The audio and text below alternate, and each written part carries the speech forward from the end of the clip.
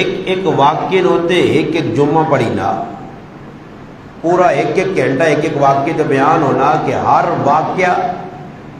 عبرت آموز سبق آموز اس چو کچھ ساڑھے ہستے نکلنا۔ اس واسطے میری کوشش ہے کہ آج نے اس خطبہ جمعہ مختصر انہوں نے چند واقعات زندگی نے سنا کے اپنے مسلمان بھائیاں کے پیڑا کی درخواست ہے کہ کم از کم اولیاء اللہ بزرگان دین صحابہ کرام انبیاء کرام ازواج مطہرات بنات مصطفیٰ صلی اللہ علیہ وسلم دیگر نیک لوگوں کی زندگیاں پڑھو،